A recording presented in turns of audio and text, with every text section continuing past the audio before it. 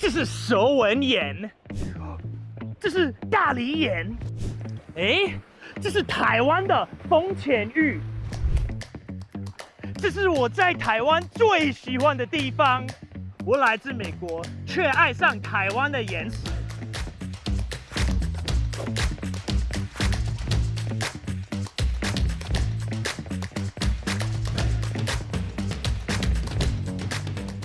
我是 Jimmy Calloway， 我的中文名字是柯坚明，我是一个29岁的美国人。我在台湾已经待了快5年，刚从国立东华大学毕业，拿到一个环境教育的硕士学位，现在还在国立东华大学的台湾东部地震研究中心进行地震的研究，用我台湾地质的经验跟环境教育的经验，用短片介绍台湾的地质景观。我的 YouTube 账号是台湾 Rock Guy。台湾从全世界的角度来看是一个岩石天堂，三大岩类一层一层堆积的沉积岩，火山爆发的火成岩，阳明山、台北的安山岩那是火成岩，最后一个是变质岩。变质岩是一个被压过、被烤过，台湾的东部三大岩类1天以内都可以接触到。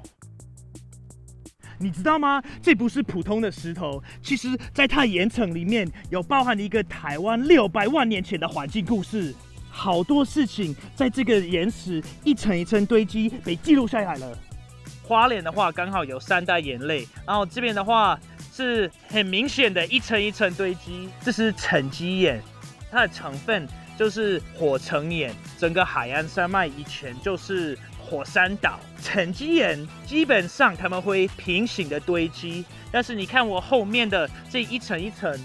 从平面变成斜面，这是看了一个台湾板块挤压的痕迹。以前平面堆积的东西，现在被推成斜面。如果没有海岸山脉的话，就没有中央山脉。海岸山脉以前就是一群火山岛屿，在菲律宾的海板块上，它从东南部的时候移过来，把整个台湾挤压上来，所以没有这个地方就没有台湾。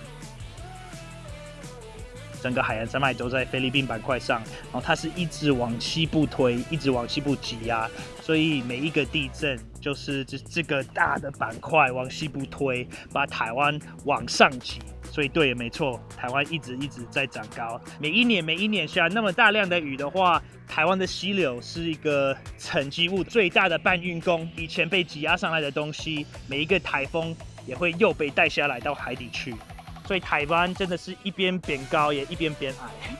海岸山脉是一个完美的地质博物馆，好多方面可以教，好多蛮有趣的故事也可以讲。地质学家有点像地球的名侦探柯南，你这边有一个拼图，然后你要找线索才能够把整个故事拼出来。你知道这3颗石头吗？就是花莲最常见的岩石大梨岩。这是黑黑绿绿的，是蛇纹岩；这一片一片的是泥质片岩。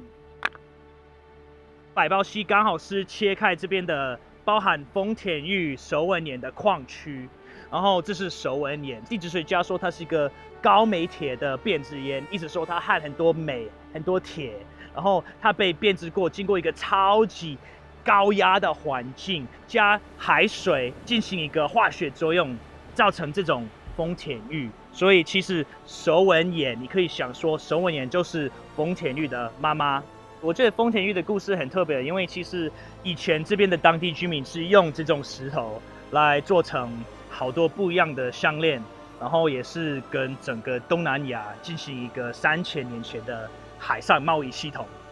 11、12岁看了那种纪录片，然后介绍墨西哥的好几公尺高的漂亮的石英的晶体，它就是在这个洞穴看到那个纪录片的时候，就启发我，想说在这个世界上怎么可以有这么漂亮的、这么神奇的环境，让我想要学习地质学。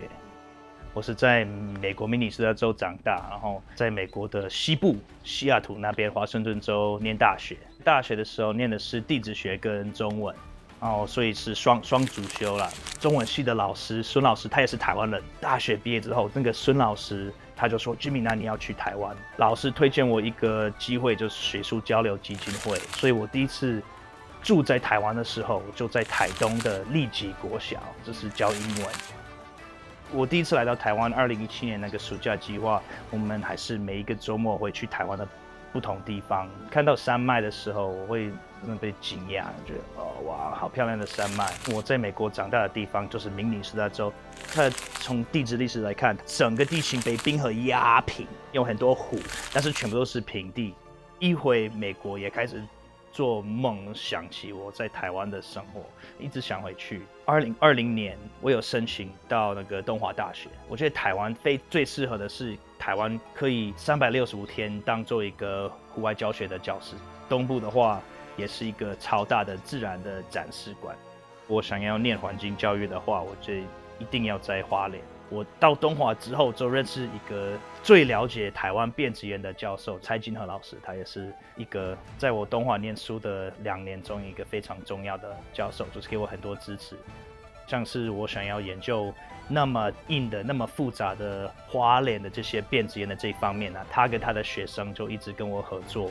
而且我当蔡老师的助教，我透过这个助教的工作开始带他的大学生去花东的这些地质景观，那时候就是能够听老师解说。我那时候也开始认识花东所有不同的地质景观跟它的特色。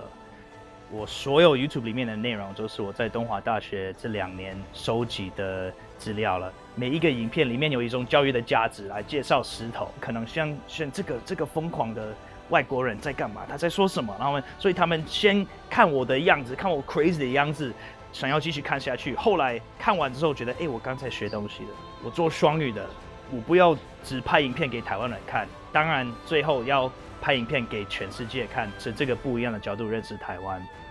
我是蛮喜欢看他介绍的啦，因为Jimmy讲就讲得很生动，会让人觉得很有兴趣，就想要去认识，想要一直了解下去。可能平常不会注意到的东西，但他经过Jimmy讲一讲，就变也是蛮有趣的哦，这样。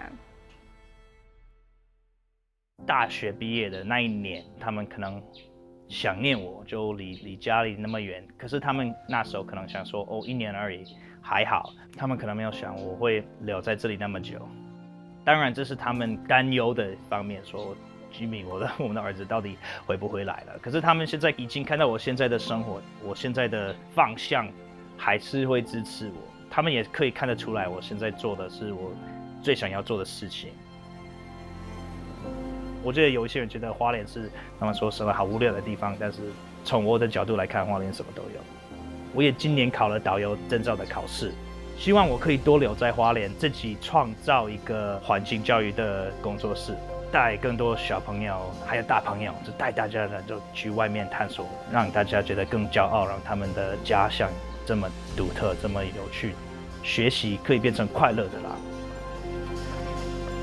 我的论文就是写地质解说的指南，用英文写，从我的角度来介绍华东的地质景观。我大学毕业，我想要留在这里出版我的书，明年终于可以出版。所有的人就问我为什么去台湾，自己不知道的话，我觉得那就可惜。台湾人应该就知道台湾那么赞，他们台湾人可能就喜欢听外国人说台湾很赞吧，因为你台湾人怎么不知道你的家乡那么漂亮，你的家那么好，那么特别的地方，而且你从漂亮这个字也是可以描述好多方面，台湾的人，台湾的心，台湾的美食，台湾的地形，应该从来没有去过这么漂亮的地方。希望大家可以多多接触到，感受到台湾的大自然的美，感受到为什么那么多人想要保护这个土地。